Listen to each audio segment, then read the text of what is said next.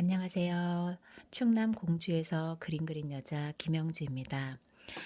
12월 23일. 이제 크리스마스도 얼마 남지 않았고 12월도 이제 며칠 남지 않았습니다. 음, 시간이 빠른 듯 하면서도 늘 그렇듯 올해는 참 힘드셨죠. 저 또한 그랬고요. 음, 어서 하루하루 모든 게 회복되어 좋은 날들로 가득했으면 좋겠습니다. 오늘은 밥꽃 유시남 시집 2016년에 발간된 책을 갖고 왔습니다. 몇 개의 시를 골라 제가 읽겠습니다. 등. 아무리 애를 써봐도 혼자서는 끝내 닿을 수 없는 곳. 슬픔은 쉬이 깃들지만 마주대면 아랫목처럼 따뜻해지는 곳. 다가올 땐 잘 모르다가 멀어질 땐 파도처럼 들썩이는 곳. 늘 어둑어둑해지기 쉬워서 오촉등 하나쯤 걸어두어야 할 내 몸의 가장 깊고 어두운 곳.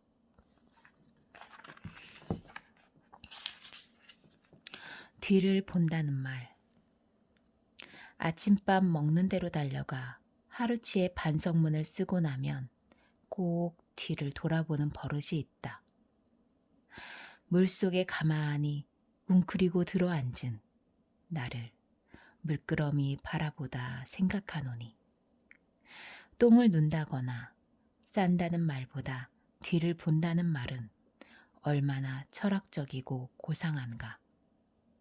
가래떡 한 줄기 쑥 뽑아놓고는 고래고래 즈의 애비를 불러 달덩이 같은 엉덩이 코앞에 들이밀던 5살적 아들 것 같은 황금가래똥 한 줄기 뽑아놓고 흐붓한 눈길이 되어 나도 화난 나의 뒤를 보고 싶다.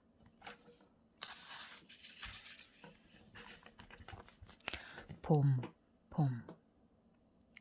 봄이란 글자를 가만히 들여다보고 있으면 마치 겨우내 잠들었던 몸에 근질근질 돋아나는 새싹 같은 두 팔 쭉 펴고 한껏 기지개를 켜는 모습 같다. 쉬는 시간마다 등나무 그늘 아래 붙어 앉아 마구 피어오르는 몸 어쩌지 못해 베베 꼬이던 17, 18 두 봄.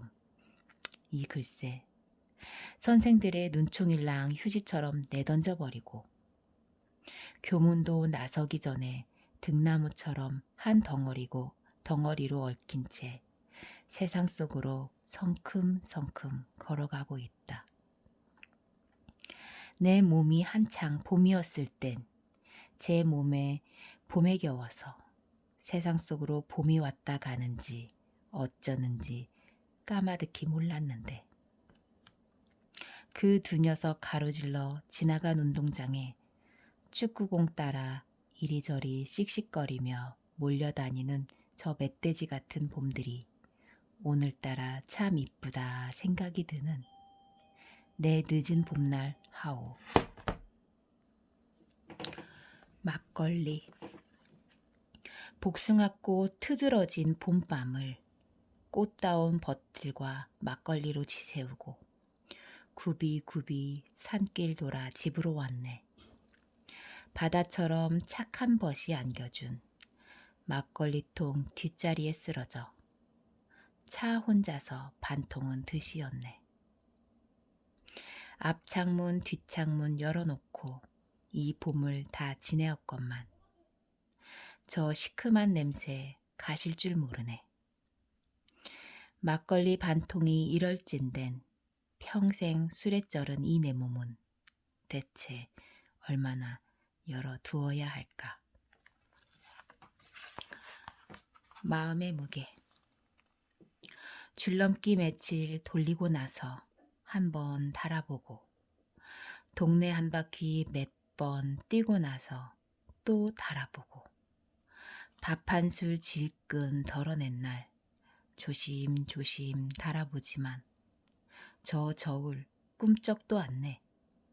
뛰고 걷고 흔들어 대는 일로 어찌 손톱만큼인들 줄일 수 있으랴. 집채만한 욕심덩어리. 바위처럼 끄떡도 않는데.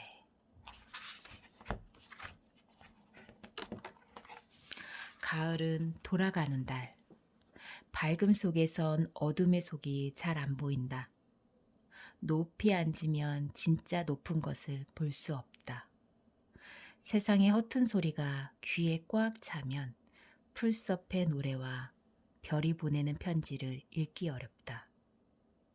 가을이 오면 툭 불 꺼뜨리고 한 뼘 낮은 곳으로 내려서야 비로소 저기 환한 것들이 여릿여릿 내게로 걸어오느니. 가을은 돌아가는 달. 어둠 속에 웅크린 뿌리에게로 돌아가 별 같은 날을 응시하는 달. 집으로 가는 길. 집에 오는 길에 개미 한 마리를 만났다. 제 몸통보다도 큰 먹이를 머리에 이고 어디론가를 향해 정신없이 가고 있었다. 저희의 집은 어디에 있을까 궁금해져 가만가만 개미 뒤를 따라가 본다. 이끼 낀 오르막길도 가랑잎 숲길도 흙더미에 묻힌 쓰레바짝과 돌무더기도 해병대 병사처럼 거침없이 뚫고 간다. 내 발로 20발짝도 더 됨직한 길을 철인 3종 경기 선수처럼 달리더니만 내 발걸음마저 조금 지쳐갈 무렵 방공호처럼 생긴 굴 앞에 우뚝 멈추더니 주변을 한번 살펴보고는 이내 쑥 들어간다. 휴 하고 내 입이 먼저 한숨을 내쉬었다. 문득 저 개미집에도 거실도 좀 있고 푹신한 소파도 하나 있었으면 싶었다.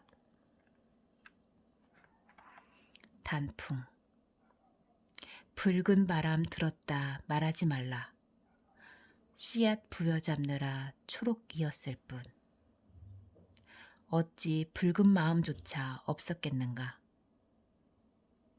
쥐고 있던 것들 놓아버리고 나니 이렇듯 저절로 불타오른 것을. 그것은 91살 엄마 방 장판지 틈새에 납작 엎드려 있었다. 어느 때는 소 발톱처럼 딱딱한 손톱 사이에도 끼었다가 당신 방 벽화에 산수유꽃 안료가 되었다. 어느 날 문득 갓난아기로 돌아간 우리 엄마. 그것과 도로 가까워졌다. 오랜 경계가 사라졌다.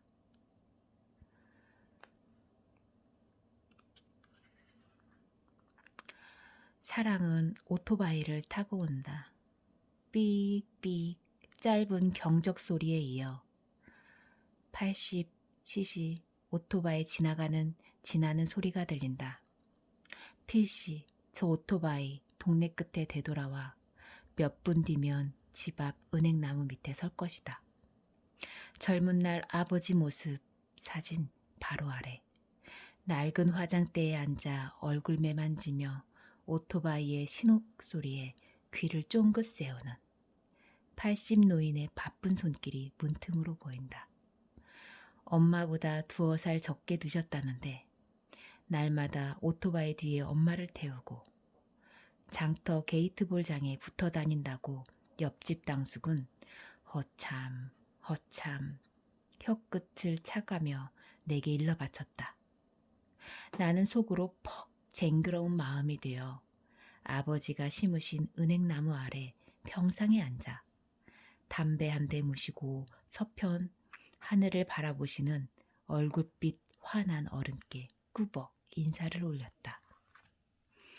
저런 고요한 놈 보게 호통소리 뒤에 들렸으나 곱게 단장한 얼굴로 현관문 나서는 엄마에게 나는 기꺼이 은밀한 공모자가 되어 드리고 싶었다. 낯선 남자 등을 껴안고 오토바이를 타시는 게 조금은 쑥스러우실지도 모른다는 생각에 어르신 담배 이름이나 기억하며 얼른 돌아섰다. 은행나무 등치에 고양이 혀만한 잎새들 돋고 자두나무꽃 몽울이 부풀어 오르던 날이었다.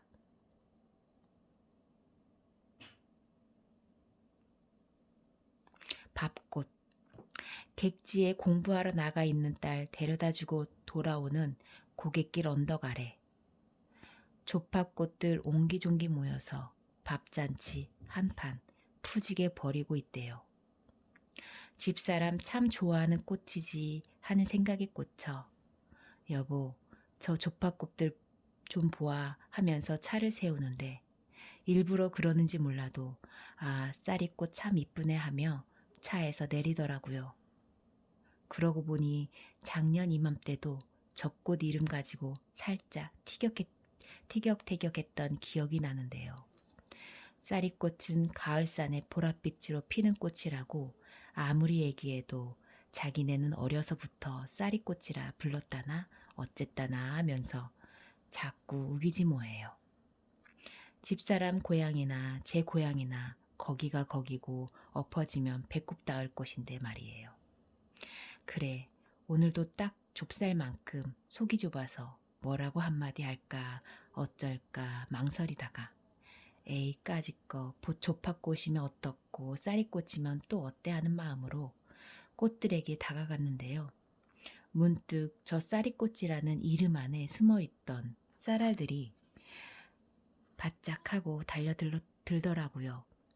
아 그래 바로 이거였구나. 쌀이꽃의 쌀이란 빗자루 만드는 쌀이나무가 아니라 쌀알 같은 것들에 당알당알 매달고 있는 모습을 말하는 거였구나 하는 생각 말이에요. 그러고 보니 어쩌면 조팝꽃보다 쌀이꽃이란 이름이 더 잘 어울릴 수도 있더라고요. 그래서 저도 슬쩍 쌀이꽃하고 다정하게 한번 불러주었어요. 이러구러 알싸한 꽃향기 더불어 언덕길 되짚어 올라오며 조팝꽃이니 이팝꽃이니 쌀꽃이니 해가며 꽃을 꽃으로 못 보고 밥과 쌀로 보며 눈물 떨고야 했던 옛사람들의 캄캄한 마음에 대해 생각해 보았어요.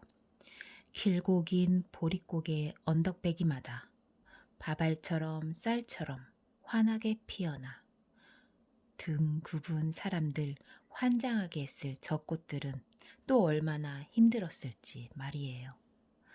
이젠 밥이 더 이상 아무것도 아닌 것처럼 돼버린 세상이라서 하얀 꽃마다 밥을 갖다 붙이던 사람들 시린 마음 헤아리기가 어렵지만 밥이 홀대받는 세상이 괜시리 서럽고 밥과 쌀에게 미안해지는 마음뿐인데요. 그래서 이런 엉뚱한 생각 한번 해보았지요. 저 옛날엔 밥과 쌀이 참 귀해서 꽃을 밥으로 보고 꽃 앞에 밥을 놓았다면 이젠 밥이라는 이름자 옆에 꽃 한 송이 살짝 얹어놓고 밥꽃 이렇게 한번 불러보자고 말이에요. 예쁜 밥그릇에 소복하게 담긴 밥을 보면 꼭 꽃송이 같지 않던가요? 밥이 꽃처럼 대접받는 세상이 다시 올 날이 있겠습니까만 뭐 어때요? 우리들이라도 세상 제일 이쁜 꽃이 바로 너 밥이야 라고 자꾸 우겨보는 거지요. 솔직히 아무리 꽃이 좋다 한들 어디 밥만 하려고요. 그러니 다들 눈 꼭 감고 못 이기는 척 사랑스럽게 한번 불러들 보자고요. 밥꽃 이렇게 말이에요.